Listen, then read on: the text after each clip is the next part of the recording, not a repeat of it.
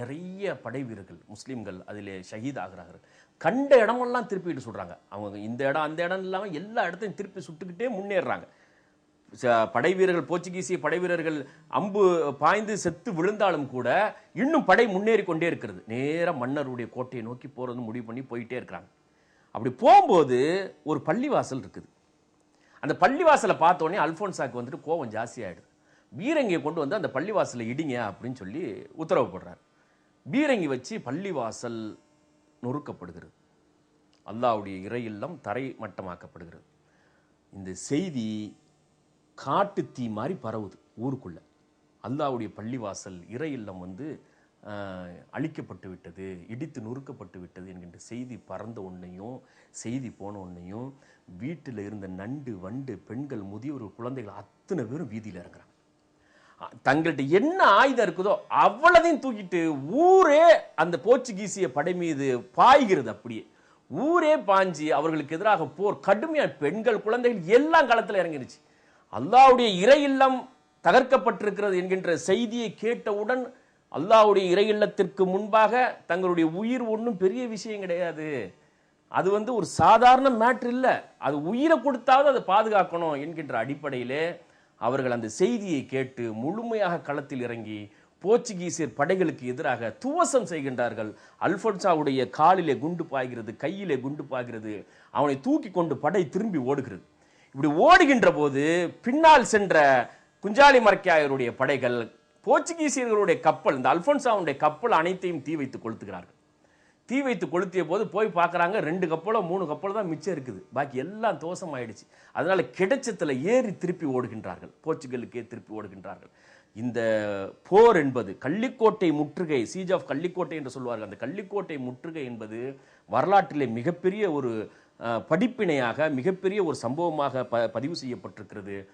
பெண்கள் குழந்தைகள் அனைவரும் களத்தில் இறங்கி சாமுதிரி மன்னர்களோடு குஞ்சாலி மரக்காயருடைய படைகள் கொரில்லா போர் யுத்தத்திலே கொரில்லா போர் முறையை செய்து அதிலே போர்ச்சுகீசியர்களை ஓட ஓட விரட்டி அடித்தார்கள். 1510-11 இந்த சம்பவம் நடைபெற்றது.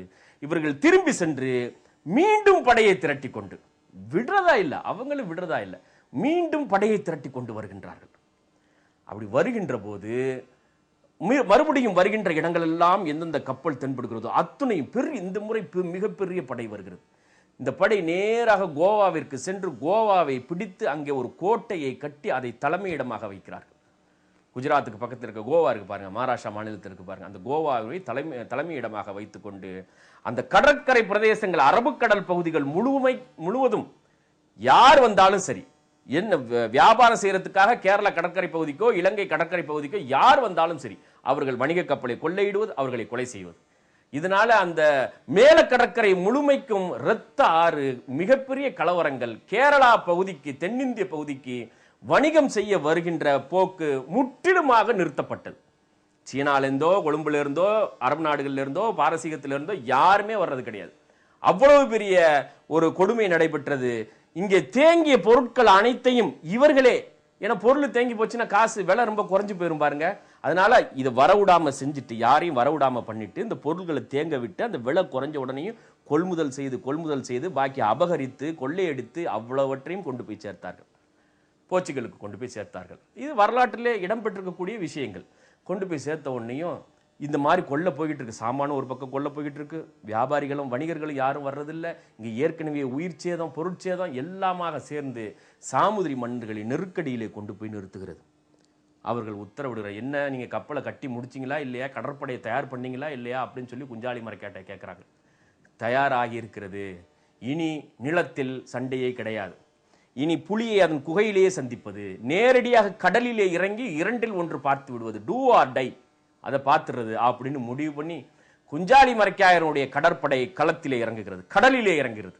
அவர்கள் எங்கு சென்றாலும் சரி, எங்கு சென்றாலும் துரத்தி செல்வது, எங்க மூளைக்கு போனாலும் சரி துரத்தி சென்று அவர்களை ஒழிப்பது என்கின்ற முடிவோடு சாமுதிரி மன்னர்களுடைய முழுமையான ஆதரவோடு குஞ்சாலி மரக்காயருடைய கடற்படை களத்திலே இறங்குகிறது. களத்திலே இறங்கி நேராக கோவாக்கு போகுது. அங்கேயே அவங்க ஹெட் ஆபீஸ்க்கே போறாங்க. அங்க கோவாக்கு செல்லுகின்ற வழியிலெல்லாம் போர், கடுமையான போர். இவ்வளவு பெரிய சாமுதிரி மன்னர்களுடைய படை குஞ்சாலி மரக்காயருடைய தலைமையிலே அனைவரும் களத்தில் இறங்கி வந்திருக்கிறார்கள் என்ற செய்தியை கேட்டு போர்ச்சுகீஸுக்கு செய்தி போது இன்னும் படை வருகிறது. இரண்டு தரப்பிற்கும் கடற்கரையின் அரபிக்கடல் முழுவதும் மிகப்பெரிய யுத்தம் நடக்கிறது. இந்த யுத்தத்திலே சிதறடிக்கப்பட்ட போர்ச்சுகீஸ் மன்னர்கள், அதாவது இவர்கள் புதுவிதமான ஒரு அணுகுமுறையை கையாண்டார்கள். யாரு? குஞ்சாலி மரைக்காருடைய படை வீரர்கள். அவர்கள் கப்பலிலே நின்று போர் செய்தார்கள். கன்வென்ஷனல் வார், கப்பல்ல நின்று கப்பலுக்கு கப்பல் எதிராக நின்று போர் பண்ணாங்க.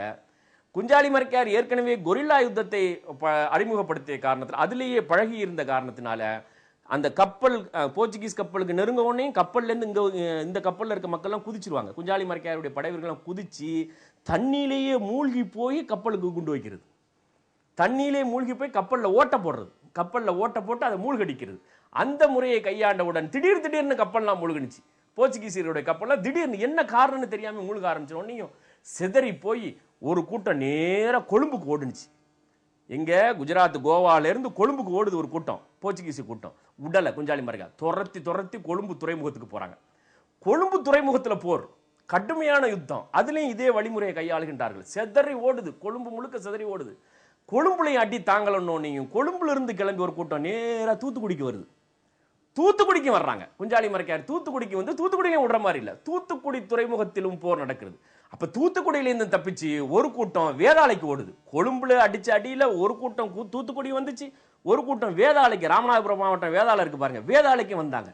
இவங்க தூத்துக்குடியிலிருந்து வேதாளைக்கு வந்தோடனே துரத்திக்கிட்டு வேதாளைக்கு வர்றாங்க. குஞ்சாலி மரைக்காயர் வந்து வேதாளையில தங்குகிறார். தங்கி போர் செய்கின்றார்கள். கடலிலே பெரும் யுத்தம் நடக்குது. கொழும்பு துறைமுகத்தில் நடக்குது, தூத்துக்குடியில் நடக்குது, வேதாளையில் நடக்குது.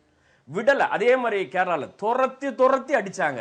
ஆனா கடைசியில இவர்கள் அந்த போர்ச்சுகல்ல இருந்து வந்த மற்றொரு படை, பெரும் படை, இவர்கள் செய்தி அனுப்பியோட இந்த மாதிரி நவீன முறையை கையாண்டு அவர்கள் கப்பல்களை மூழ்கடித்துக் கொண்டிருக்கிறார்கள் என்ற செய்தி போன உடனேயும் போர்ச்சுகீஸ்ல இருந்து இன்னொரு பெரும் படை வந்துச்சு பாருங்க. அந்த படை வந்ததை இவர்கள் கவனிக்கவில்லை. குஞ்சாலி மரைக்காயர் வந்துட்டு அதை கவனிக்கல. அதனால இவங்க இந்த கொழும்பு துறைமுகத்திலையும் தூத்துக்குடியிலையும் இன்னும் வேதாளையிலையும் அந்த போர் செய்வதிலேயே முழுமையாக அதிலேயே கவனமாக இருந்தார்கள். ஏராளமான முஸ்லிம்கள் கொல்லப்பட்டார்கள். இன்றைய வரைக்கும் அந்த ராமநாதபுரம் மாவட்டத்தில் பல ஊர்களில் பார்த்தீங்கன்னா வரிசைக்க கபர்கள்லாம் இருக்கும். அதெல்லாம் என்னன்னு பார்த்தீங்கன்னா போர்ச்சுகீசியர்களோட போர் செய்ததிலே ஷஹீதானவர்கள் வரிசைக்க வேதாளையில், கீழக்கரையில், பல ஊர்களிலே இருக்குது. அந்த மாதிரி இருக்குது. அவர் எல்லாம் ஷஹீதானவர்கள் போர்ச்சுகீசியர்களோடு போர் செய்ய. எல்லாம் ஒரு 400 வருஷம் 500 வருஷத்துக்கு முன்னால் நடந்த உண்மையான சம்பவம், வரலாற்று சம்பவம். அதனால அந்த போரிலே அந்த படை வந்த உடனே அந்த படை நேராக கொழும்புக்கும் சென்று இன்னும் அந்த கோவா கடற்கரையிலும் சென்று குஞ்சாலி மரைக்காருடைய படையை ஒடுக்கியது. இந்த செய்தி குஞ்சாலி மரைக்காருக்கு வந்தோடனே திரும்ப வேண்டிய சூழல் வந்துச்சு. மறுபடியும் கள்ளிக்கோட்டைக்கே திரும்ப வேண்டிய சூழல் வருது. அப்ப திரும்பி வருகின்ற போது மாரடைப்பு ஏற்படுகிறது குஞ்சாலி மரைக்காருக்கு. மாரடைப்பு ஏற்பட்டு அவர் அந்த கள்ளிக்கோட்டை கடற்கரையை நெருங்குகின்ற நேரத்தில் அவருடைய உயிர் பிரிகிறது, வஃபாத்தாகின்றார். இந்த செய்தி வந்து போர்ச்சுகீஸ்காரர்களுக்கு காதில் வந்து தேனா வந்து பாயுது. அப்பா, ஒரு பெரிய பிரச்சனை ஒன்று ஓஞ்சிச்சு அப்படி. அவர் போரிலே கொல்லப்பட்டு விட்டார் என்று அவர்கள் நினைத்துக் கொண்டிருக்கிறார்கள். ஆனால் மாரடைப்பிலே உயிர் பிரிகிறது.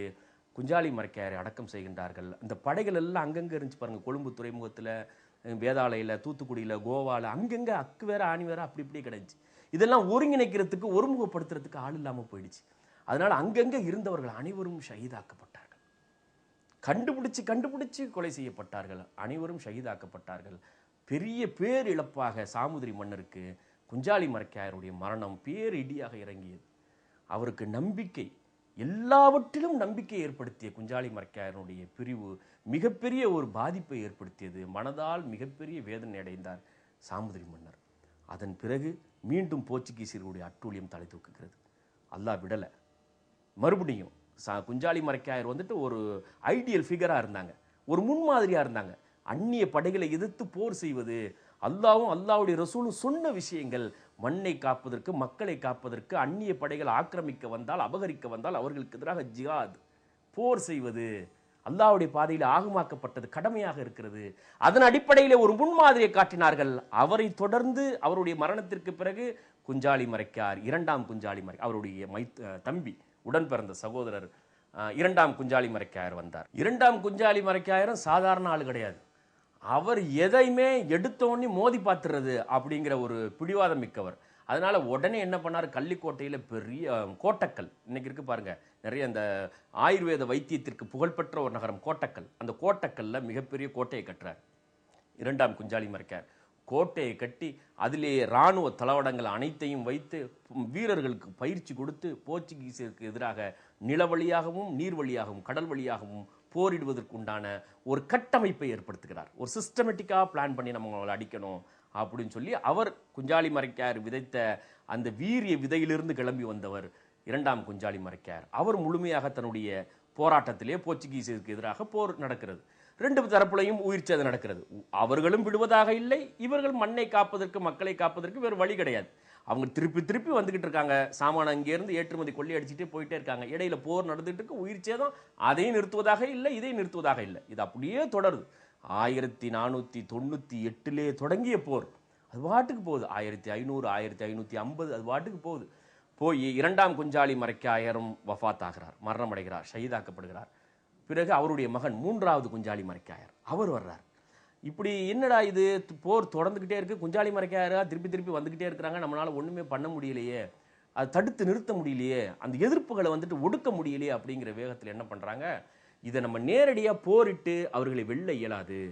அதனால அவர்கள் மண்ணை விட்டு கொடுப்பதற்கு எந்த சூழ்நிலையிலும் அவர்கள் தயாராக கிடையாது. எந்த சூழ்நிலையாக இருந்தாலும் சரி அதை பாதுகாப்பதற்கு எல்லாவற்றையும் அர்ப்பணிக்கக்கூடிய மக்களாக இருக்கிறார்கள். அதனால நேரடியாக போரிட்டு அவங்களை ஜெயிக்க முடியாது, சதி செஞ்சு தான் அவங்கள கவுத்தணும் அப்படின்னு சொல்லி போர்ச்சுகீஸ்லேருந்து ஒருத்தரை கூட்டிட்டு வந்து மன்னரோடு நெருங்கி பழக விடுகின்றார்கள், சாமுதிரி மன்னரோடு. அப்போ அந்த பழைய சாமுதிரி மன்னர் இறந்து போய் அவருடைய வாரிசு பொறுப்பில் இருக்கிறார். முதல் குஞ்சாலி மரைக்காயரோடு இருக்கின்ற சாமுதிரி மன்னர் ரொம்ப நெருக்கமாக இருந்தார், நம்பிக்கை மிகுந்தவராக இருந்தார்.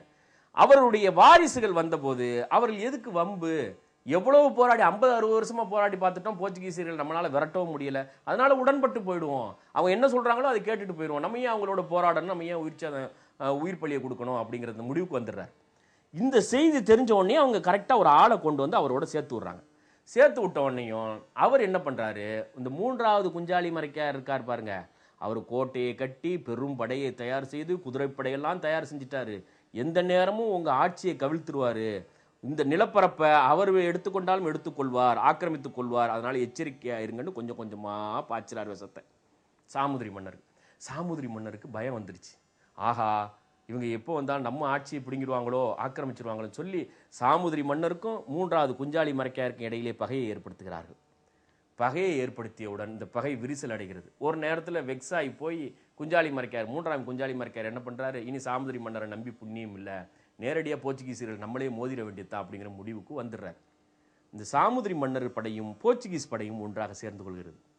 சேர்ந்துட்டு என்ன பண்ணுது, நேரடியாக மூன்றாம் குஞ்சாலி மரைக்காயருக்கு எதிராக அவர் கட்டி அந்த கோட்டையிலே அந்த கோட்டக்கல் கோட்டையை சுற்றி வளைத்து அவர்கள் அதை அங்கே உள்ளே அகப்பட்டு கொண்டிருக்கக்கூடிய மக்களை அழிப்பதிலே, அவர்களிடமிருந்து ஆயுதங்களை பறிப்பதிலே குஞ்சாலி மரைக்காயரும் உள்ள இருக்கிறார். அதனால இது எப்படியாவது இதோட ஒழிச்சிடணும் அப்படிங்கிற முடிவுக்கு வந்து போர் நடக்கிறது. போரிலே வெல்ல முடியவில்லை. போர்ச்சுகீஸ் படையும் சாமுதிரி படையும் சேர்ந்து மூன்றாம் குஞ்சாலி மரைக்காயருக்கு எதிராக போர் நடக்குது. 1 மாசம் 2 மாசம் 3 மாசம் 4 மாசம் 5 மாசம் 6 மாசம் நடக்கல. அவங்க உள்ள இருந்துகிட்டே அவ்வளவு தூரம் போராடுறாங்க. இவர்கள் வெளியிலிருந்து கடுமையான உயிர் சேதம் எதுவுமே நடக்கல. கடைசியில் என்ன பண்றாங்க, அந்த போர்ச்சுகீஸ்லேருந்து வந்தார் பாருங்க, வந்து அவரே மன்னர்கிட்ட சொல்றாரு, இது எதிர்த்து போரிட்டு வந்துட்டு நேருக்கு நேராக போரிட்டு இவர்களை ஓகே இயலாது, அதனால நீங்க என்ன பண்ணணும் அப்படின்னா நீங்க தூது அனுப்புங்க, நீங்க சரண்டர் ஆயிட்டீங்கன்னா உங்களுக்கு பொது மன்னிப்பு தந்துடுறோம்னு சொல்லி நீங்க தூது அனுப்புங்கன்னு சொல்றாரு. சாமுதிரி மன்னர் என்ன பண்றாரு, குஞ்சாலி மரைக்காயரை சொல்லி விடுறாரு, நம்மளுடைய முன்னோர்கள் இருந்த உறவின் காரணமாக உங்களுக்கு ஒரு வாய்ப்பு தரப்படுகிறது, நீங்க சரணடைஞ்சிட்டீங்க, உங்களுக்கு வந்து விடுதலை பொது மன்னிப்பு, அதனால நம்ம ஒப்பந்தம் போட்டுப்போம், இனிமே சண்டை வேணாம், நமக்கு மத்தியில அமைதியா போயிடுவோம் அப்படின்னு சொல்லி தூது அனுப்புறாங்க. இந்த தூதை அவரு சரின்னு நம்பிடுறாரு. நம்பி குஞ்சாலி மரைக்காயர் வர்றாரு. வரும்போதே பலர் எச்சரிக்கிறாங்க, நீங்க போர்ச்சுகீசியர்கள் நம்பி போகாதீங்க, ஏற்கனவே நமக்கு பெரிய பாடமெல்லாம் இருக்குது, அவர்கள் வாக்கை காப்பாற்ற மாட்டார்கள் அப்படின்னு சொல்லி. இவர் என்ன பண்றாரு, அதையெல்லாம் மீறி மூன்றாம் குஞ்சாலி மரைக்காயர் நேராக வர்றாரு. வந்து வாழை வச்ச உடனேயும் பிடிச்சிடுறாங்க. பிடிச்சி நேராக கோவா கொண்டுட்டு போயிடுறாங்க. கோவா கொண்டு போய் பீஸாக கண்டம் துண்டமாக வெட்டி தலையை கொண்டு வந்து கண்ணூர் தெருவில், கண்ணூர்னு சொல்லுவாங்க, மங்களூருக்கு பக்கத்தில் இருப்பாங்க, அந்த கண்ணூர் தெருவில் வீசி எறிந்து விட்டு சென்றார்கள். துண்டு துண்டாக வெட்டி எல்லா பகுதிகளுக்கும் கொண்டு போய் இது ஒரு பாடம் என்று அவர்கள் அறிவித்தார்கள். அந்த போர்ச்சுகீசியர்களுடைய கொடூரம் கடைசி வரைக்கும் தொடர்ந்தது. குஞ்சாலி மரைக்காயர் துண்டு துண்டாக வெட்டப்பட்டு வீதியில் எரியப்பட்டார். இறுதியாக மக்கள் போராடி பார்த்தார்கள். போராடி பார்த்துட்டு அவங்களால போராட முடியலை, விட்டுட்டாங்க. விட்டு சாமுதிரி மன்னர்களும் சரண்டர் ஆயிட்டாங்க. சரண்டர் ஆகி ஒப்பந்தம் போட்டுட்டு சாமான வெளிநாட்டுக்கே ஏற்றுமதி பண்ணுறது, போர்ச்சுகீஸ்களுடைய நம்ம முழுமையாக போயிடுறது அப்படிங்கிற முடிவுக்கு வந்துட்டாங்க. அதற்கு பிறகும் குஞ்சாலி மரைக்காயர், மூன்றாவது குஞ்சாலி மரைக்காயருடைய மரணத்திற்கு பிறகும் பல்வேறு இடங்களிலே குழுக்களாக போராடி போராடி போராடி பார்த்துவிட்டு உயிர் சேதங்கள் ஏற்பட்டதுதான் மிச்சம். அதனால எல்லாவற்றையும் விட்டு கடைசியில் முழுக்க போர்ச்சுகீசியருடைய ஆதிக்கத்தின் கீழ் சென்றது. இது எப்போ மறுபடியும் பிரச்சனை, போர்ச்சுகீசியர்களை விரட்டியதாருன்னா அவங்க பகுதியிலிருந்து டச்சுக்காரங்க வந்தாங்க. போர்ச்சுகீசியர்களை விட்டு டச்சுக்காரங்க வந்தாங்க. டச்சுக்காரங்க பின்னால் பிரெஞ்சுக்காரங்க வந்தாங்க. பிரெஞ்சுக்காரனுக்கு பின்னால் தான் பிரிட்டிஷ்காரன் வந்தது. வந்து அவர்களுக்கு மத்தியிலே பிரச்சனை உருவாகித்தான் போர்ச்சுகீசியர்களை விரட்டியது. ஆக ஒரு 100 ஆண்டு காலம் இந்த குஞ்சாலி மரைக்காயர்கள் 1, 2, 3 செய்த தியாகத்துக்கு ஈடு இணையே கிடையாது. வரலாறு முதல் இந்திய சுதந்திர போர் எது? இதுதான் முதல் இந்திய சுதந்திர போர் 1498. ஆனா நம்ம என்ன படிச்சுட்டு இருக்கோம்? 1857 தான் முதல் இந்திய சுதந்திர போர்னு படிச்சுட்டு இருக்கிறோம். அதல்ல, 1498 போர்ச்சுகீசியர்கள் கால் பதித்தவுடன் அவர்களுக்கு எதிராக இந்தியர்கள் கிளர்ந்தெழுந்து அவர்கள் செய்த தியாகம்தான் முதல் இந்திய சுதந்திர போராக பதிவாக்கப்பட்டிருக்க வேண்டும். அதைத்தான் போற்றி புகழணும். ஆனால் கேரள அரசு அது முறையான நடவடிக்கை எடுத்திருக்கிறது. என்ன காரணம்னு பார்த்தீங்கன்னா, பெரிய படிப்புன்னு இருக்குது. அங்கே 1952 ஜனநாயகம் மலர்ந்து புதிய இந்திய அரசு உருவாகின உடனேயும் நடந்த முதல் தேர்தலிலிருந்து முஸ்லீம்கள் கையில் கல்வித்துறை இருக்கிறது. அதனால அந்த அதிகாரம் இருந்ததுனால என்ன பண்ணிட்டாங்க, அந்த வரலாறு எல்லாத்தையும் பாதுகாத்துட்டாங்க. போர்ச்சுகீசியர்களுக்கு எதிரான போரிலே ஈடுபட்ட குஞ்சாலி மரைக்காயருக்கு அவருடைய வீடு அற்புதமாக நிர்வகிக்கப்பட்டு வருகிறது. குஞ்சாலி மரைக்காயர் வீடு கோட்டக்கல்ல அவர்களுடைய மியூசியத்தில் அத்துணையும் இருக்கிறது. அவர்கள் பயன்படுத்திய வாள், நீங்க படத்துல பார்க்குறீங்க, அவர் பயன்படுத்திய வாள்ல இருந்து எல்லாம் இருக்கிறது, இன்னும் அந்த மியூசியத்தில் இருக்கிறது. இது ஒரு பக்கம் இருக்க, போர்ச்சுகீசியர்களுக்கு எதிரான போர்ல என்ன பண்ணாங்க, அந்த கப்பலை, ஒரு பெரிய கப்பல் வந்துச்சு, தளபதி அல்போன்சா வந்த கப்பலை வந்துட்டு உடைச்சு நொறுக்கிட்டு, அந்த கப்பல் அந்த படி ஏறுற மாதிரி, கீழேருந்து மேலே ஏறுறதுக்கு படி ஏறுற மாதிரி ஸ்டேர்கேஸ் படிக்கட்டு இருந்துச்சு, அதை உடைச்சிட்டு வந்து பத்திரமா வச்சிருந்து என்ன பண்ணாங்க, மெம்பர் படிக்கட்டா இன்னைய வரைக்கும் அதை பயன்படுத்திக்கிட்டு இருக்காங்க கோட்டக்கல் ஜும்மா பள்ளி வாசல்ல. இந்த படத்துல பாக்குறீங்க பாருங்க, இந்த படிக்கட்டு வந்து போர்ச்சுகீசியருடைய கப்பல், அந்த கப்பல்ல இருந்த படிக்கட்டை கொண்டு வந்து அந்த மிம்பர்ல ஏறுறதுக்கு உண்டான படிக்கட்டுகளை அதை வச்சிருக்கிறாங்க. வச்சு அந்த குழந்தைகள் இன்றைய வரைக்கும் அங்கே செல்லக்கூடிய அத்துணை பேரும் அது தெரியும், அது யாருக்கு எதிராக போராட்டத்தில் கிடைச்ச ஒரு பொருள் அப்படின்னு சொல்லி. அதனால வரலாறு எப்படியெல்லாம் செய்தி பாஸ் ஆக்கப்படுது பார்த்தீங்களா, கொண்டு வந்து பத்திரமா பாதுகாத்துக்கிட்டு இருக்காங்க இன்னைய வரைக்கும். மியூசியத்துக்கு போனீங்கன்னா இருக்குது. இது எல்லாமே கல்வித்துறை முஸ்லீம்கள் கையில் வந்ததுனால, 1952 அப்புறம் கேரளத்தினுடைய கல்வித்துறை முஸ்லீம்கள் கையில் இருந்ததுனால என்ன செஞ்சாங்கன்னா, கொச்சி யூனிவர்சிட்டி இருக்கு பாருங்க, இப்போ இருக்கக்கூடிய கொச்சி யூனிவர்சிட்டியில் இந்த கடல் சார்ந்த படிப்புகள் இருக்கிறது. அந்த கடல் சார்ந்த படிப்புகளுக்கு உண்டான துறை இருக்குது. அந்த துறைக்கு என்ன பேர் வச்சிருக்கிறாங்கன்னா, குஞ்சாலி மரைக்காயர் காலேஜ் ஆஃப் மரைன் இன்ஜினியரிங் அப்படின்னு பேர் வச்சிருக்கிறாங்க. கடல் சார்ந்த படிப்புகளுக்கு, பொறியியல் படிப்புகளுக்கு உண்டான கொச்சி பல்கலைக்கழகத்திலே இருக்கக்கூடிய அந்த பொறியியல், கடல் சார்ந்த பொறியியல் படிப்புகளுக்கு குஞ்சாலி மரைக்காயர் காலேஜ் ஆஃப் மரைன் இன்ஜினியரிங் என்று வைத்திருக்கிறார்கள். அதே மாதிரி கோழிக்கோடு யூனிவர்சிட்டியில் பார்த்தீங்கன்னா வெஸ்ட் ஏஷியன் ஸ்டடீஸ், மேற்காசிய நாடுகளுக்கு உண்டான படிப்புகள், அரபு நாடுகள், மேற்காசிய நாடுகளுக்கு உண்டான படிப்புகளுக்கு ஒரு தனி இருக்கை இருக்கிறது. இன்னும் பல வரலாற்று பதிவுகளிலே, கேரளாவிலே வரலாற்று பதிவுகள் இருக்கிறது. கோட்டக்கல்ல மிகப்பெரிய ஸ்தூபி இருக்கிறது, நினைவு ஸ்தூபி இருக்கிறது. அதிலே குஞ்சாலி மரைக்காயர் 1, 2, 3 இவர்களுடைய சாதனைகள். இன்னும் கடற்படையிலே, நேவி, அந்த கடற்படையிலே கொச்சியிலே செயல்படக்கூடிய இந்திய கடற்படையிலே ஒரு பிரிவிற்கு இந்த குஞ்சாலி மரைக்காயருடைய பேர் வைத்திருக்கிறார்கள். இதெல்லாம் எதனால சாத்தியம் அப்படின்னு பார்த்தீங்கன்னா, வரலாற்றை படித்ததுனால, வரலாற்றை பாதுகாத்ததுனால, அது பிள்ளைங்களுக்கு சொல்லி கொடுத்ததுனால, அவங்களுடைய அதிகாரம் கல்வி அமைச்சகம் கையில் வந்ததுனால இதெல்லாம் சாத்தியப்பட்டுச்சு. இப்போ இதெல்லாம் நடக்கலன்னு வச்சுங்க, வரலாறு படிக்கலை, வரலாறை பிள்ளைங்களுக்கு சொல்லிக் கொடுக்கல, நம்மளுடைய வரலாறு என்று நமக்கே தெரியாமல் இருந்தோம் அப்படின்னு சொன்னால் எந்த சம்பவம் தெரியாது, நமக்கும் வரலாறுக்கும் சம்பந்தம் இல்லை அப்படிங்கிற மாதிரி ஆகி போயிடும். அதனால குஞ்சாலி மரைக்காயர்களுடைய வரலாற்றை, தென்னிந்தியாவிலே நடைபெற்ற வரலாற்றை, தமிழகத்திலே நடைபெற்ற வரலாற்றை ஒவ்வொரு தமிழனும் தெரிஞ்சிருக்கணுமா வேணாமா சொல்லுங்க? அவசியம் தெரிஞ்சிருக்கணும். இன்னும் ஒரு ஆய்வு நடக்குது. அந்த ஆய்வு பார்த்தீங்கன்னா, இந்த மரைக்காயர்கள், குஞ்சாலி மரைக்காயர்கள் யார், அவங்க வந்து தமிழகத்திலிருந்து கடல் வாணிபம் செய்ய வந்த மரைக்காயர்கள். அதனால தமிழர்கள் என்கின்ற ஒரு கருத்தும் இருக்கிறது. குஞ்சாலி மரைக்காயர்னா அது இங்கே தானே பேசப்படுறோம், மரைக்காய் நம்ம ஊரில் சொல்லுவோம் இல்லையா? அப்போ இவங்கெல்லாம் வந்து கடல் வழியாக வணிகம் செய்ய வந்தவர்கள் தமிழர்கள் என்கின்ற ஒரு கருத்தும் நிலவுகிறது. வரலாறு குறித்து தெளிவான புரிதல், அதை ஒவ்வொரு காலத்திலும் வாழக்கூடிய இளம் தலைமுறைக்கு பாடமாக பயிற்றுவிக்க வேண்டும். சமூக நீதி அறக்கட்டளையின் கல்விப் பணிகளுக்கு உதவிடுவீர். எமது 20 ஆண்டு கால இலக்கு இன்ஷா அல்லாஹ் 2030க்குள் முஸ்லிம்களின் பள்ளிக் கல்வியை இஸ்லாமியப்படுத்திட வேண்டும். உயர்கல்வியில் மாணவர்களை தொழில்துறைக்கும் மாணவிகளை கல்வித்துறைக்கும் உருவாக்கிட வேண்டும். இதற்காக தமிழகம் முழுவதும் கல்வி மாநாடுகள், பொதுக்கூட்டங்கள், கருத்தரங்கம், பயிற்சி முகாம்கள், புதிய கல்வி நிறுவனங்களுக்கான ஆலோசனைகள், தொலைக்காட்சி நிகழ்ச்சிகள், மாத இதழ், கல்வி வழிகாட்டி மலர், இணையதளம் என்று முஸ்லிம்களின் கல்வி புரட்சிக்காக அல்லும் பகலும் அயராது உழைத்து வரும் சமூக நீதி அறக்கட்டளைக்கு வாரி வழங்கிடுவீர்.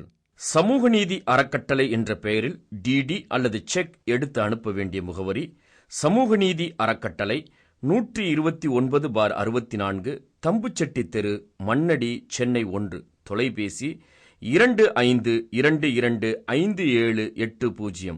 எங்களுடைய வெப்சைட் முகவரி www.samuganidhi.org.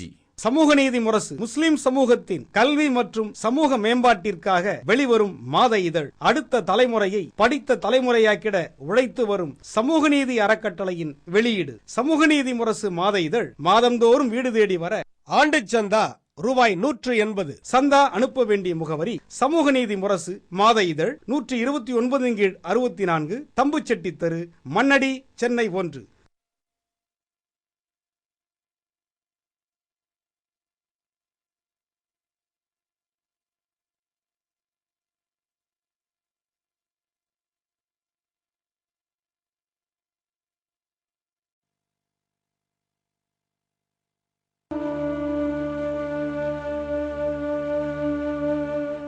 பதினான்காம் நூற்றாண்டு 1324 1324 14ஆம் நூற்றாண்டினுடைய முதல் பகுதி. இந்த காலத்தில் ஆப்பிரிக்கா கண்டம் இருக்கு பாருங்க. ஆப்பிரிக்காவில் மாலி என்கின்ற ஒரு நாடு இருக்கிறது. இன்னைக்கு இருக்குது மாலி என்கின்ற ஒரு நாடு இருக்கிறது. அன்றைக்கு மாலி நிலப்பரப்பு பிரதேசமாக மிகப்பெரிய ஒரு பகுதியாக இருந்தது. மேற்கு ஆப்பிரிக்காவில், வெஸ்ட் ஆப்பிரிக்காவில் பார்த்தீங்க அப்படின்னு சொல்லி சொன்னா மிகப்பெரிய நிலப்பரப்பு. ஒரு 5-6 நாடுகளாக இன்றைக்கு பிரிக்கப்பட்டிருக்கிறது. இன்றைக்கு இருக்கக்கூடிய மாலி, அன்னைக்கு இந்த 5-6 நாடுகளும், கேம்பியா, முருத்தானியா, புர்கினோ ஃபாசோ, இது போன்ற 6 நாடுகள் ஒருங்கிணைக்கப்பட்ட மிகப்பெரிய நிலப்பரப்பு. சகாரா பாலைவனத்தினுடைய ஒரு தொடர்ச்சியில் இருக்கக்கூடிய இந்த மாலி பேரரசிற்கு 1324 மான்சா மூசா அப்படின்னு சொல்லி ஒரு அரசர் ஆட்சி பொறுப்புக்கு வருகிறார். மூசாபாய் அப்படின்னு நம்ம வச்சுப்போம். ஆட்சி பொறுப்புக்கு வருகிறார்கள்.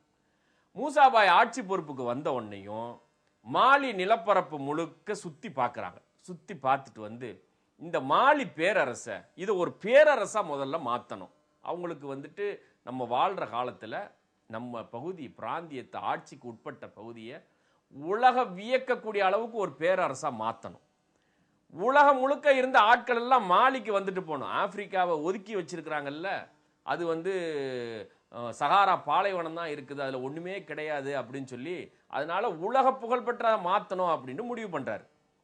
முடிவு பண்ணி என்ன பண்றாரு, நிலப்பரப்பு ஃபுல்லா, மாலி நிலப்பரப்பு ஃபுல்லா போய் சுத்தி பார்த்துட்டு வர்றாரு.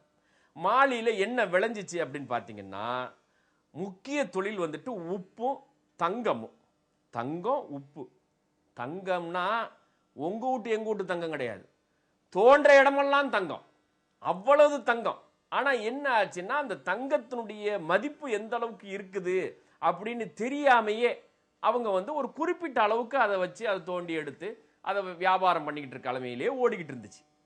இவர் சுத்தி பார்த்துட்டு அதை கவனத்தில் கொண்டுட்டு வர்றாரு. சரி, தங்கம் இருக்குதா, சரி, அடுத்து என்ன இருக்குது, விவசாயம். கொஞ்சம் பகுதிகளில் விவசாயம் நடக்குது. இன்னும் கட்டுமான தொழில், இந்த கடல் கப்பல் கட்டுமான தொழில் நடக்குது, வர்த்தகம் நடக்குது. அப்போ என்ன பண்றாரு, முதல்ல எடுக்கிற முடிவு என்ன பண்றாரு அப்படின்னா, மூசாபாய் இருக்கிறாங்க, மான்சா மூசா அப்படின்னு, கான்கவ் மான்சா மூசான்னு பேரு. முதல்ல விவசாயத்தை நல்ல செழிப்படைய செஞ்சு அதுக்கு தேவையான அத்தனை விஷயத்தையும் கொடுத்து அதை ஊக்கப்படுத்துறாங்க, விவசாயத்தை ஊக்கப்படுத்துறாங்க. ஆப்பிரிக்காவில் இன்னைக்கு மாதிரியே அன்னைக்கும் ஏராளமான இனக்குழுக்கள், உலகத்திலே பார்த்தீங்கன்னா இந்த ட்ரைப்ஸ் இருக்கிறாங்க பாருங்க, ஷெட்யூல் ட்ரைப்ஸ்ன்னு சொல்லுவோம் இல்லையா, இனக்குழு, பழங்குடியின மக்கள் அதிகமாக வாழக்கூடிய பகுதி ஆப்பிரிக்கா பகுதி. ஒவ்வொரு கிராமத்திலையும் ஒவ்வொரு இனக்குழு இருக்கும், ஒவ்வொரு மொழி பேசக்கூடிய மக்களாக இருப்பாங்க. இன்னைக்கு இருக்கிறாங்க, அன்னைக்கு அப்படித்தான் இருந்தாங்க. அப்போ முஸ்லிம்கள் பெருவாரியாக வாழ்ந்தாலும் கூட மத சிறுபான்மையினர் அங்கேயும் வாழ்ந்துகிட்டு இருந்தாங்க. அவங்க எல்லாத்தையும் ஒருங்கிணைச்சு, மத வித்தியாசம் இல்லாம, இனக்குழு வித்தியாசம் இல்லாம எல்லாத்தையும் ஒருங்கிணைச்சு விவசாயத்தை நல்லா ஊக்கப்படுத்தி விட்டு, இன்னும் வெளிநாடுகள் கடல் மூலமாக வணிகம் செய்வதற்கான ஏற்பாட்டை செஞ்சு வியாபார குழுக்களை உலகம் முழுவதும் அனுப்புறாரு. ஃபாஸ்டா பண்றாரு எல்லாத்தையும். அந்த நாட்டை எப்படி மாற்றி அமைக்கிறாரு பாருங்க. உலக வரலாற்றில், ஆப்பிரிக்கா வரலாற்றிலும் சரி, உலக வரலாற்றிலும் சரி, மான்சா மூசாபாய் அவர்களுக்கு மிகப்பெரிய ஒரு இடம் இருக்கிறது. வரலாற்றிலே தங்கத்தாலேயே பெயர் பொதிக்கப்பட்டிருக்குன்னு சொல்லலாம். மான்சா மூசாபாயை பத்தி நீங்க படிச்சீங்கன்னா தெரியும். அப்ப மூசாபாய் என்ன பண்றாங்க, மார்க்கத்தின் மீது எந்த அளவுக்கு பிடிமானம் இருக்குதுன்னு அப்படின்னு பார்த்துட்டு, மக்கள் எல்லாம் பார்த்தீங்கன்னா பெயரளவுக்கு தான் முஸ்லீம்களா வாழ்ந்துட்டு இருக்கிறாங்க. அதனால இஸ்லாமிய மார்க்கத்தின் மீது இயற்கையிலேயே பிடிமானம் கொண்ட மூசாபாய் அவர்கள் என்ன பண்றாங்க, மார்க்க ரீதியாகவும் மக்களை புனரமைத்து எடுக்கணும், கல்வி ரீதியா மாற்றி எடுக்கணும், வணிக ரீதியா உலக புகழ்பெற்ற நாடா மாத்தணும், ஏற்றுமதி இறக்குமதி அத்தனை பேரும், உலகத்தில் இருக்க அத்தனை பேரும் ஆப்பிரிக்காவை தேடி வரணும், மாலியை தேடி வரணும் அப்படின்னு முடிவு பண்ணி ஒரு நல்ல அறிவும் ஆற்றலும் பொருந்திய இளைஞர்களை தேர்வு செஞ்சு மொரோக்கோல இருக்கக்கூடிய ஃபெஸ் நகரத்தில் இருக்கக்கூடிய ஜாமியா அல் காரவைன் 850 தொடங்கப்பட்ட அந்த பல்கலைக்கழகம் பக்கத்தில் இருக்குது, மொரோக்கோல இருக்குது. அந்த மொரோக்கோ ஜாமியா அல் காரவைனுக்கு அனுப்பி விடுறாங்க. நீங்க போய் படிச்சுட்டு வாங்க, தொழில்நுட்பம் படிச்சுட்டு வாங்க, டெக்னாலஜி படிச்சுட்டு வாங்க, மார்க்கம் குறித்தும் தொழில்நுட்பம் குறித்தும் படித்து வரக்கூடிய, இன்னும் வணிகம் குறித்தும் படித்து வர வேண்டும், அறிஞர்களை உருவாக்கணும். ஏன்னா அவங்கள வச்சு தானே இங்க புனரமைப்பு செய்யணும். அப்படிங்கிற அடிப்படையில் நிறைய இளைஞர்களை, திறன்மிற்ற இளைஞர்களை ஃபெஸ் நகரத்துக்கு அனுப்புறாரு. ஒரு பக்கம் விவசாயத்தை ஊக்கப்படுத்துறாரு, ஒரு பக்கம் வர்த்தகத்தை ஊக்கப்படுத்துறாரு, ஒரு பக்கம் கல்வியாளர்களை உருவாக்கி கொண்டுட்டு வரணும் அப்படின்னு ஊக்கப்படுத்துறாரு. பள்ளிவாசல்கள் எல்லாத்தையும் புனரமைக்கப்பட்டு வணக்க வழிபாடுகள் முறையாக நடைபெறுவதற்கு உண்டான ஏற்பாடு எல்லாத்தையும் பண்றாரு. பண்ணிட்டு இது மட்டும் செஞ்சா பத்தாது, கல்வி ரீதியாகவும் புனரமைக்கணும், அதுக்கு என்ன செய்யறது அப்படின்னு யோசிச்சுட்டு இருக்கும் போது ஹஜ்ஜி காலம் வருது. ஹஜ்ஜி சீசன், அந்த ஹஜ்ஜி பெருநாள் ஹஜ்ஜி காலம் வருது. ஹஜ்ஜி காலம் வந்தோடனே சரி, உலகத்தை புரட்டி போடுறதுக்கு இது ஒரு சரியான வாய்ப்பு நமக்கு அப்படின்னு முடிவு பண்றாரு. இந்த மாதிரி யாரும் முடிவு பண்ணதா உலக சரித்திரத்திலே ஒருத்தர் கூட கிடையாது. உலக வரலாறு பதிவு செய்யப்பட்ட காலத்துல இருந்து இன்னே வரைக்கும் இப்படி ஒருத்தர் வந்திருப்பாருன்னு நீங்க வரலாற்றில் எங்கேயுமே பார்க்க முடியாது. அப்படி அவருக்கு மூளை வேலை செய்யுது. உலகத்தை ஒரு ஆட்டணும் அப்படின்னு நினைக்கிறார். ஹஜ்ஜி சீசன் வந்துருச்சு, நம்ம ஹஜ்ஜிக்கு போகணும், மாலியிலேருந்து ஹஜ்ஜிக்கு போகணும். ஹஜ்ஜிக்கு போயிட்டு வரும்போது மாலியை பத்தி உலகமே பேசணும், உலகமே கதி கலங்கி போய் நிக்கணும் அப்படின்னு முடிவு பண்றார். அப்ப அறிவிப்பு கொடுக்கிறார் மூசாபாய், யாரெல்லாம் மாலி பேரரசுக்கு உட்பட்டு ஹஜ்ஜி செய்யறதுக்கு விருப்பமா இருக்குதோ அவங்க எல்லாம் வரலாம் அப்படின்னு சொல்லி ஓப்பன் டிக்ளேர் கொடுத்த உடனேயும் மக்கள் திரண்டாங்க பாருங்க. 60,000 பேர் திரண்டாங்க. உலக சாதனை. 60,000 பேர்த்தையும் ஒருங்கிணைக்கிறார். அப்படின்னா எவ்வளவு பெரிய கூட்டமா இருக்கும் அப்படின்னு பாத்துங்க. அதோடு விட்டாரா, 60,000 பேரோட சேர்ந்து தான் முன்னிலை வகித்து என்ன பண்றாரு, நாட்டில் வந்துட்டு எங்கெங்கெல்லாம் தங்க சுரங்கம் இருக்குதோ எல்லா இடத்துல இருந்தும் எடுக்கப்பட்ட தங்க கட்டி எல்லாத்தையும் சேர்க்கிறார். இந்த தங்கம் எடுக்கிறதுக்கு அந்த மண்ணோட சேர்ந்து இருக்கும் பாருங்க, அதை மூட்டை மூட்டையா கட்டுறாங்க. தங்க கட்டி ஒரு பக்கம், தங்கமும் மண்ணும் கலந்திருக்கக்கூடிய அந்த ரா மெட்டீரியல் அதையும் மூட்டை மூட்டையா கட்டுறாங்க.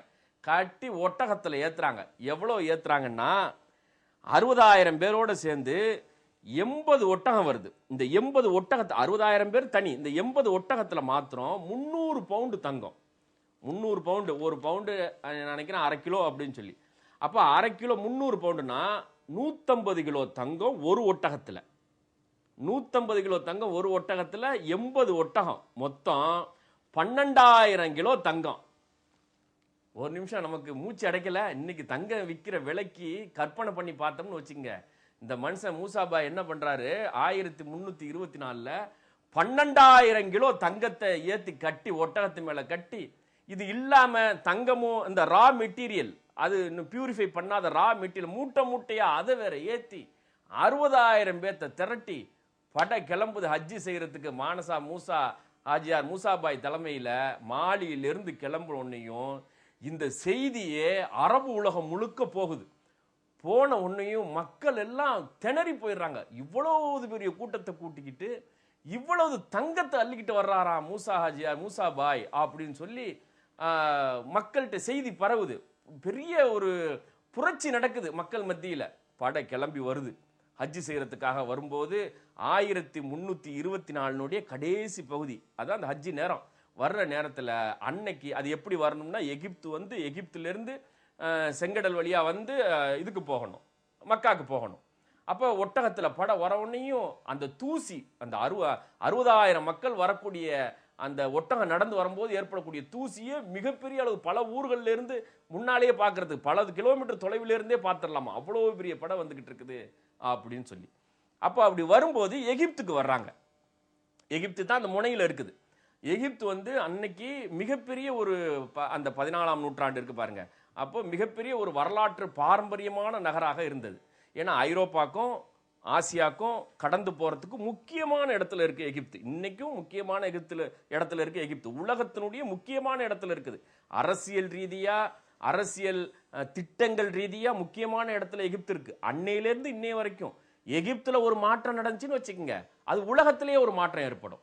எகிப்துல ஒரு அரசியல் மாற்றம் ஏற்பட்டுச்சுன்னா உலகத்திலேயே ஒரு அரசியல் மாற்றம் ஏற்படும். எகிப்துல என்ன நடந்தாலும் சரி, அது உலகம் முழுவதும் நடக்கும். அதனாலதான் எகிப்தை இன்னைய வரைக்கும் மேற்கத்திய உலகம், இன்னும் பல வல்லரசுகள் அதை வந்துட்டு பூத கண்ணாடி போட்டு எதுவும் நடந்துடாம பாதுகாத்துக்கிட்டு இருக்கிறதுக்கு காரணம் அதான். அப்ப மூசா ஹாஜியார் என்ன பண்றாங்க, மூசா பாய் கரெக்டா அந்த 1324 அந்த கடைசி ஹஜ்ஜுக்கு கொஞ்ச நாளைக்கு முன்னால எகிப்துக்குள்ள வர்றாரு. எகிப்துக்கு வரும்போது, மாலியிலிருந்து வரும்போது பல நாடுகளை தாண்டி வர்றாரு பாருங்க. அல்ஜீரியா வந்து, இன்னும் லிபியா வந்து, துனிசியா வந்து, அப்படியே வர்றாரு பாருங்க. வர்ற இடத்துல எல்லாம் யாரெல்லாம் வந்து அவர்கிட்ட எனக்கு வறுமையா இருக்குதுன்னு சொல்லி யாரெல்லாம் வந்து முறையிட்டாங்களோ அவ்வளவு பேத்துக்கும் தங்கம் அள்ளி கொடுக்கிறாரு. எங்கெல்லாம் அவருடைய அந்த கூட்டம், அந்த அந்த ஹஜ்ஜி பிரயாணம், இந்த 60,000 பேர் வர்றாங்களோ, எங்கெல்லாம் தங்குறாங்களோ, அதுவும் குறிப்பா வெள்ளிக்கிழமை அன்னைக்குன்னு எங்கெல்லாம் தங்குறாங்களோ, வெள்ளிக்கிழமை தங்குனா அந்த இடத்துல ஒரு பள்ளிவாசல், வர்ற இடமெல்லாம் பள்ளிவாசல் கட்டுறாரு. கேட்கிற மக்களுக்கெல்லாம் அள்ளி கொடுக்கிறாரு. எகிப்துல வந்து 60,000 பேர் உள்ள புகுந்த உடனேயும் எகிப்தே ஆடி போச்சு. அப்படியே மக்கள் எல்லாம் வர்றாங்க, வந்து மூசாட்ட வந்து நின்னோடனே அள்ளி கொடுக்குறாரு தங்கத்தை. தங்கம் பிளஸ் அந்த ரா மெட்டீரியல் எல்லாத்துக்கும் வந்தவங்க, நின்றவங்க, கேட்டவங்க அவ்வளோ பேத்துக்கு அள்ளி கொடுக்குறாரு. அள்ளி கொடுத்துட்டு நேராக ஹஜ்ஜி செய்கிறாரு. போயிட்டு ஹஜ்ஜி செஞ்சுட்டு திருப்பி வரும்போது இந்த செய்தியை கேள்விப்படுறாரு. உலகமே இந்த செய்தியை கண்டு வியந்து போயிருக்கிறது அப்படின்னு சொல்லி செய்தி மூசா அவர்களுக்கு, அரசர் மூசாபாய் அவர்களுக்கு செய்தி வருது. அந்த செய்தி மட்டும் வரல, தங்கத்தினுடைய மதிப்பு எகிப்திலும் இன்னும் சுற்று இருக்கக்கூடிய பகுதியிலும் செல்லா காசா போயிடுச்சு. கண்டு எல்லாத்துட்டையும் தங்கம் இருக்குது, எல்லாத்துட்டையும் தங்கம் இருந்தால் என்ன ஆகும், செல்லா காசா போயிடுச்சு அப்படின்னு சொல்லியும் செய்தி வருது. இவர் என்ன பண்றாரு, சரி ஒரு அடி அடிச்சாச்சு, உலகத்தையே திரும்பி பார்க்க வச்சாச்சு. மாலியிலிருந்து கிளம்புன மூசாவான் யாரோ, அவர் வந்து இவ்வளவு தங்கத்தையும் அள்ளிட்டு வந்து அவ்வளோ மக்களுக்கு வாரி கொடுத்துட்டு போய் வள்ளலா மாறி போயிட்டாரு. போற இடமெல்லாம் பள்ளிவாசலா கட்டிட்டு போறான்னு சொல்லி இஸ்லாமிய நிலப்பரப்புகள்லையும், இன்னும் அவர்களோடு அந்த 60,000 பேத்துல வந்த வணிகர்கள் கொண்டு வந்த வேளாண் விளை பொருட்கள் இருக்கு பாருங்க, அந்த பொருட்களுடைய மகிமை, அந்த பொருட்களுடைய அந்த தரம், அது வந்து உலக வர்த்தகர்கள் மத்தியில், வியாபாரிகள் மத்தியிலையும் மிகப்பெரிய ஒரு தாக்கத்தை ஏற்படுத்துது. அப்போ எல்லார் வாயிலையும் மாலி பேரரசு மாலிக்கு போகணுங்கிற மாதிரி எல்லார் வாயிலையும், வியாபாரியிலேருந்து சாதாரண மனிதன்லேருந்து படித்தவங்கலேருந்து அத்தனை பேர் மத்தியிலையும் உலகத்திலேயே மிகப்பெரிய ஒரு தாக்கத்தை ஏற்படுத்திட்டார் இந்த ஹஜ்ஜி பயணத்தின் மூலமா. மூசாபாய் அவர்கள் திரும்பி வரும்போது, ஹஜ்ஜி செஞ்சுட்டு வரும்போது, அன்னைக்கு மக்காலையும் சிரியாலையும் முக்கியமான கட்டிடக்கலை வல்லுநர்கள் யாருன்னு பார்க்கிறார். ஒவ்வொருத்தர் யார் இருக்கிறதுலே சிறந்த கட்டிடக்கலை வல்லுநர் யாரோ அவரை பிடிச்சிக்கிறார். நீ வா எங்க ஊருக்கு வா அப்படின்னு சொல்லி.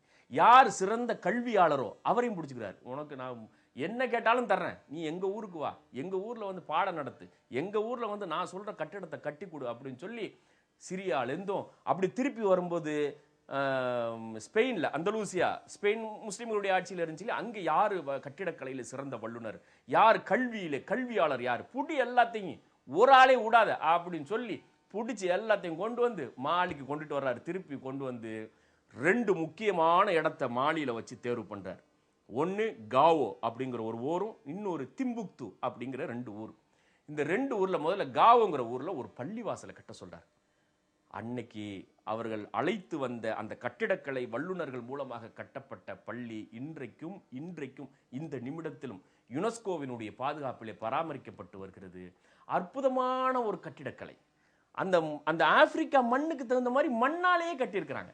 அங்கேருந்து அந்த கல்லை கொண்டுட்டு வா, இட்டாலியிலேருந்து அந்த வழுங்கி கல்லை கொண்டுட்டு வர்றதும் மொசைக்கை கொண்டுட்டு அப்படிலாம் கட்டலை. பெரிய பெரிய உலகத்தினுடைய பல பகுதியிலிருந்து கொண்டு வந்த கல்லையெல்லாம் கொண்டு வந்து அப்படிலாம் கட்டாமல் அந்த மண்ணில் என்ன இருக்குதோ அந்த மண்ணுக்கு தகுந்த மாதிரியான கட்டிடக்கலையிலே கட்டியிருக்கிறார். இந்த ஃபோட்டோவில் பார்க்குறீங்க பாருங்கள். இதுதான் வந்து அவர் கட்டின காவோங்கிற இடத்துல கட்டின அந்த பள்ளிவாசல். அதுக்கப்புறம் இந்த திம்புக்துங்கிற ஒரு நகரை தேர்வு பண்ணி அவர் கையோடு கூட்டிட்டு வந்த கல்வியாளர்கள் எல்லாத்தையும் ஒருங்கிணைச்சு ஒரு பிளான் போட்டுத்தாங்க. எல்லாம் மூசாபாய் பண்ண வேலையை பாருங்க. ஒரு தனி மனிதன் ஒரு 20-25 வருஷம் தான் பொறுப்புல இருந்தார். 20 வருஷம் இல்லை 25 வருஷம் தான் பொறுப்புல இருந்தாரு, அரசரா இருந்தாரு. அந்த 25 வருஷத்துல உலகத்தையே மாலியை நோக்கி திரும்பி பார்க்க வச்சார்.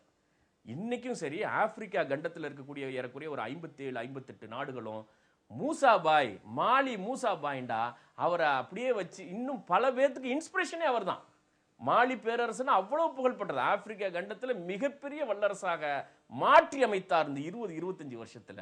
அப்ப அந்த கல்வியாளர்கள்லாம் ஒன்று கூட்டி ஒரு திம்புக்து நகரை திம்புக்துன்னு ஒரு நகர் இருக்குது மாலியில, அதை தேர்வு செஞ்சு இங்க வந்து ஒரு அற்புதமான ஒரு பல்கலைக்கழகத்தை உருவாக்கணும். அது எகிப்தில் இருக்கக்கூடிய அஸ்கர் பல்கலைக்கழகம் மாதிரி, இன்னும் ஃபெஸ் நகரத்தில் இருக்கக்கூடிய ஜாமியா அல் காரவைன் அது மாதிரி ஒரு நல்ல ஜாமியாவை உருவாக்கணும். அது இந்த 2 ஜாமியா காரவைன்லிருந்தும் எகிப்தில் இருக்கக்கூடிய அஸ்கர் பல்கலைக்கழகத்திலிருந்தும் முற்றிலும் மாறுபட்டு இருக்கணும் அப்படிங்கிறத முடிவு பண்ணி கொடுக்குறார். அப்ப ஜாமியா உருவாக்கணும், கல்வியை ஒருங்கிணைக்கணும், இஸ்லாமிய அடிப்படையில் மக்கள் கல்வி பயிலணும், அந்த கல்வி தரமானதா இருக்கணும் அப்படிங்கிறது முடிவு பண்றாரு. எதனால இந்த முடிவுக்கு வர்றாருன்னு பார்த்தீங்கன்னா, அவருடைய காலத்துக்கு முன்னாலேயும் சரி பள்ளிவாசல்ல பணியாற்றி கொண்டிருந்த ஆலிம்களை பார்க்கிறார், மதரசாக்களில் இருந்து வெளிவரக்கூடியவர்களையும் பார்க்குறாங்க. மதரசால படிச்சுட்டு, மதரசா தானே அன்னைக்கு கல்வி நிறுவனமாக இருந்துச்சு, ஏதோ சின்ன லெவலுக்கு இருந்துச்சு, பெரிய லெவலுக்கு இல்லாமல் சின்ன லெவலுக்கு இருந்துச்சு. அதுல இருந்து படிச்சுட்டு வர்றவங்க பள்ளிவாசல்ல போய் வேலை செய்யும் போது ஒரு இன்னைக்கு என்ன பிரச்சனையோ அதே மாதிரி பிரச்சனை அன்னைக்கு இருந்துச்சு. ஒரு 2 மணி நேரம் 3 மணி நேரம் தொழுக வைக்கிறாங்களா, அதோட முடிஞ்சு போச்சு. அதோட சும்மாவே அவங்க பொழுது போகக்கூடிய காட்சியை தான் இவர் மாலி முழுவதும் சுற்றி பார்த்துட்டு கண்டுபிடிச்சார். ஆஹா, ஒரு பெரிய ஒரு டீம், ஒரு பெரிய முக்கியமான நபர்கள் என்ன பண்றாங்கன்னா தங்களுடைய காலத்தை சும்மாவே கழித்து கொண்டிருக்கிறார்கள். அவங்க படிச்சுட்டு வர்றதிலிருந்து ஆய்வும் செய்யறதில்ல, அதை மக்களுக்கு உபயோகமாகவும் பண்றதில்ல. அவங்க உடலாலும் சோம்பேறிகளாக இருக்கிறாங்க, மூளையாலும் சோம்பேறிகளாக இருக்கிறாங்க. படிச்சத்தையும் அவங்க தரம் உயர்த்துறதில்ல, அதே மாதிரி உழைப்பாலும் அவங்க வந்துட்டு தங்களுடைய பொருள் ஈட்டுவதில் கவனம் செலுத்துவதில்லை அப்படின்னு முடிவு பண்ணி இந்த பிரச்சனைக்கு முடிவு கட்டணும், இது டேஞ்சர் அப்படின்னு சொல்லி, இது இஸ்லாம் காட்டாத பாதை அப்படின்னு சொல்லி முடிவு பண்ணி என்ன பண்றாரு, மாலி பேரரசர் மூசாபாய் என்ன பண்றாங்க, கல்வியாளர்கள் வகுத்து தந்த அந்த திட்டத்தின் அடிப்படையில் திம்புக்துவில் ஒரு ஜாமியா, ஒரு பல்கலைக்கழகம் உருவாக்கப்படுகிறது. ஃபர்ஸ்ட் அந்த பல்கலைக்கழகத்துல அன்றைக்கு எங்கெல்லாம் படிப்புகள் இல்லையோ, இஸ்லாமிய நிலப்பரப்புகள்ல எந்தெந்த படிப்புகள் இல்லையோ அந்த படிப்புகளை எல்லாம் கொண்டு வந்து சேர்க்கிறார். ரொம்ப வித்தியாசமா கணிதம் இருக்கிறது, இயற்பியல் இருக்கிறது, வேதியியல் இருக்கிறது, கடலியல் இருக்கிறது, இன்னும் கடலுக்குள்ள அந்த முத்து குளிக்கிறது சம்பந்தமான படிப்பு இருக்கிறது, தச்சு தொழில் இருக்கிறது, இன்னும் இந்த காலனி லெதர் டெக்னாலஜி, தொழில்நுட்ப கல்வியை அதிகமாக அந்த பல்கலைக்கழகத்தில் சேர்த்து ஒரு பல்கலைக்கழகத்தை உருவாக்குறார். உருவாக்கிட்டு என்ன பண்றாரு, திம்புக்து சுத்தி இருக்கக்கூடிய பகுதியில் எல்லா பள்ளியிலையும் மக்தப் மதரசா, இந்த சின்ன மதரசா காலையில் சாயங்காலம் பிள்ளைங்க போய் ஓதிட்டு வரும் இல்லையா, இந்த மக்தப் மதரசா இருக்குது.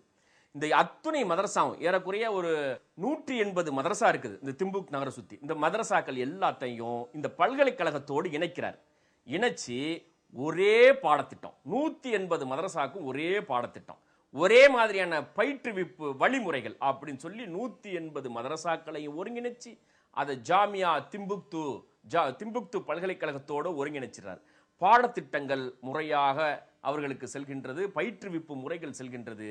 இந்த மதரசாக்கள் ஒருங்கிணைக்கப்பட்டதின் மூலமாக அதிலே படித்து வரக்கூடிய மாணவர்கள் மக்தப் மதரசா முடிச்சுட்டு, மதரசால படிச்சுட்டு, ஸ்கூல் எஜுகேஷன் முடிச்சுட்டு அதே ஜாமியா திம்புக்துலேயே உயர்கல்வி கற்கின்றார்கள். அப்போ ஜாமியா திம்புக்துல ஹையர் எஜுகேஷனில் எப்படி என்னென்ன பாடத்திட்டம் இருந்துச்சுன்னு பார்த்தீங்கன்னா, கணிதம், இயற்பியல், வேதியியல், வரலாறு, புவியியல், இஸ்லாமிய பொருளாதாரம் இவற்றோடு சேர்த்து தொழில்நுட்ப கல்வி, லெதர் டெக்னாலஜி, கடலியல், விவசாயம், மீன்பிடி தொழில், தையல், ஹேண்டிகிராஃப்ட்னு சொல்லி எல்லா படிப்புகளும் இருந்துச்சு. அப்போ மக்தம் மதரசால இருந்து படிச்சுட்டு வரக்கூடியவங்க உயர்கல்வியில் இந்த ஒவ்வொரு துறை சார்ந்து வந்தாங்க. கடலியல் படித்த ஒரு டீம் உருவானுச்சு.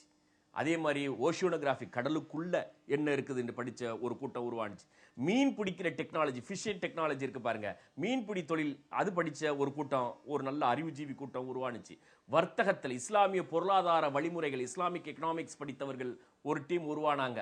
இன்னும் மார்க்கத்திலே குர்ஆனிலும் ஹதீஸிலும் ஆய்வு செய்யக்கூடிய தாயிகள் உருவானார்கள். மக்களிடம் விழிப்புணர்வு ஏற்படுத்தக்கூடிய இஸ்லாமிய பிரச்சாரகர்கள் உருவானார்கள். இப்படி ஒவ்வொரு துறையிலிருந்தும் அவர்கள் அறிவும் ஆற்றலும் மிக்க அறிவுஜீவிகளை ஒரு 10 வருஷம் 15 வருஷத்திலே உருவாக்கிடுச்சு.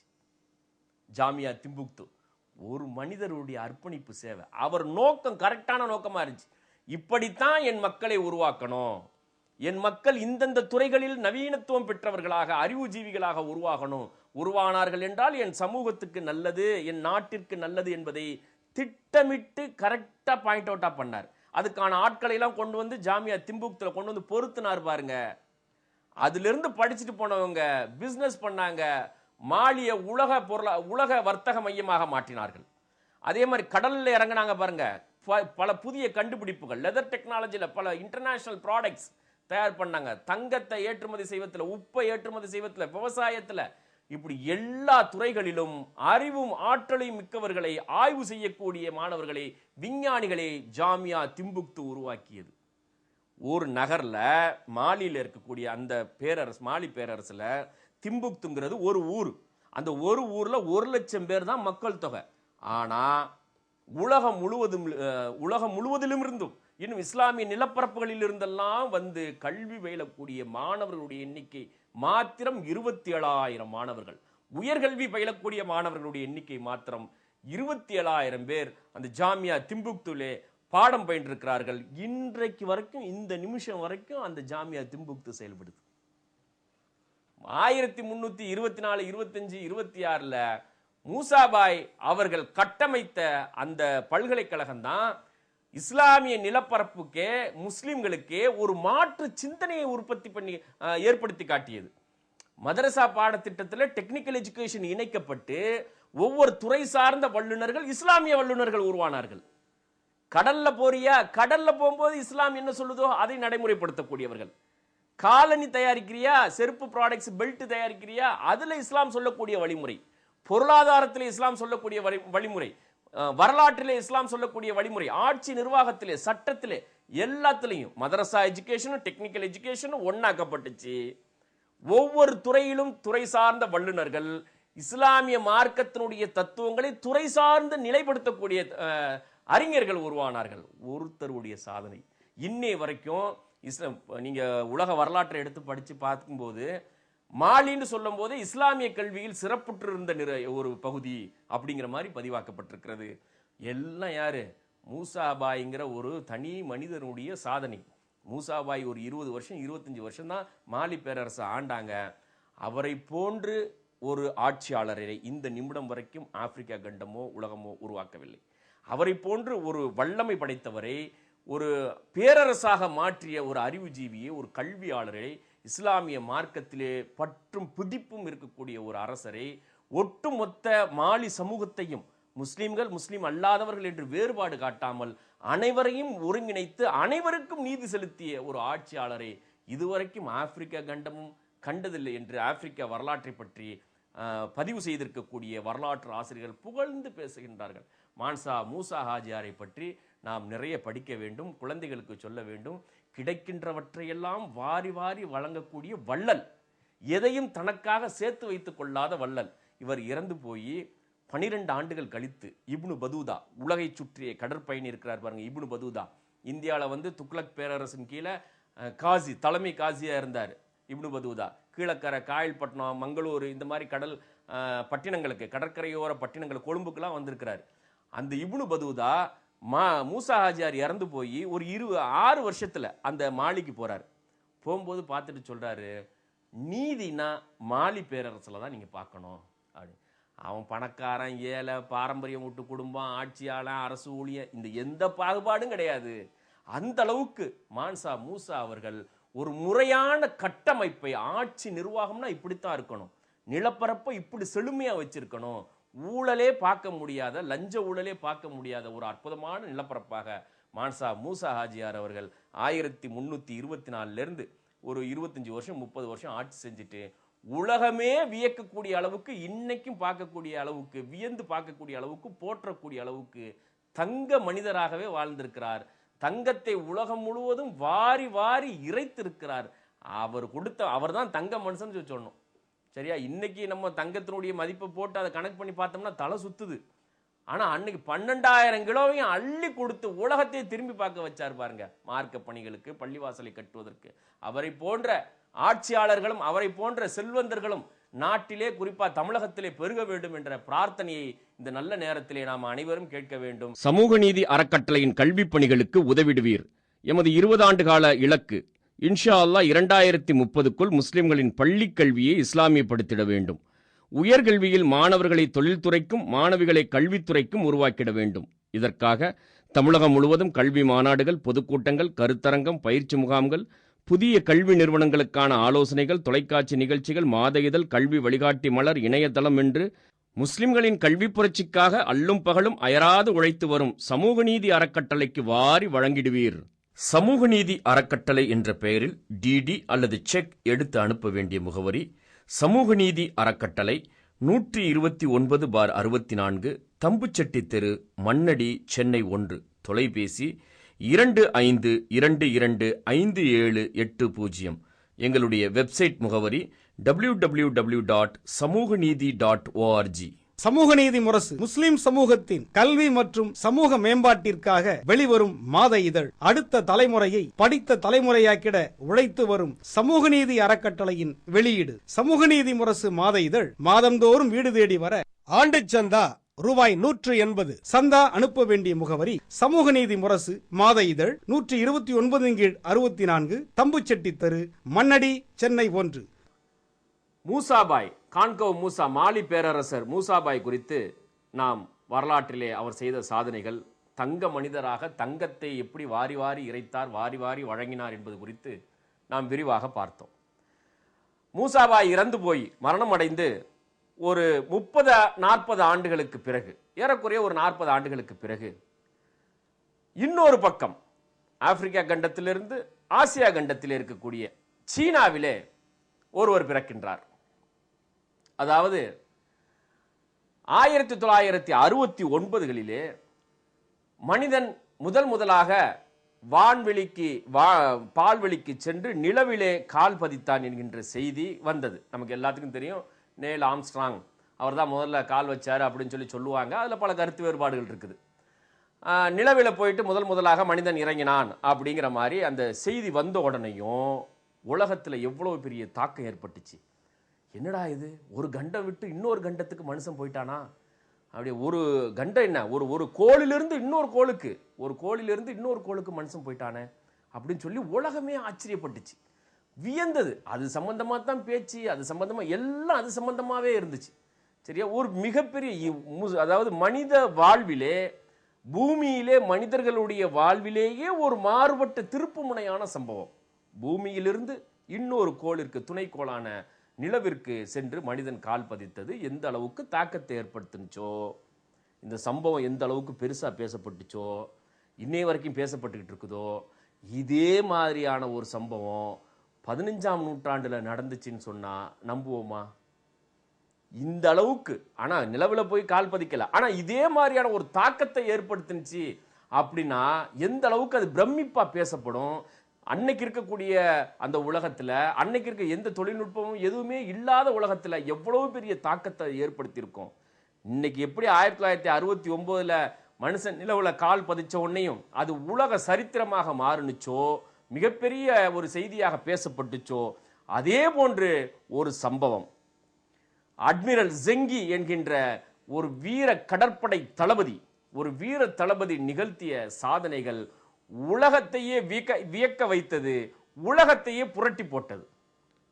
1371 பிறந்த சீனாவிலே பிறந்த அட்மிரல் ஜெங்கி என்கின்ற ஒரு கடற்படை முஸ்லிம் தளபதி அவர்கள் செய்த சாதனைகள் இன்று வரைக்கும் கடற்படை வரலாற்றிலே, கடல் சார்ந்த பிரயாணங்கள், கடல் சார்ந்த போர்கள் வரலாற்றிலே மிகப்பெரிய ஒரு வரலாற்றுக்கு சொந்தமானவராக இருக்கக்கூடியவர் தான் அட்மிரல் ஜெங்கி. அவர் குறித்து தான் நாம் இன்று பார்க்க போகின்றோம்.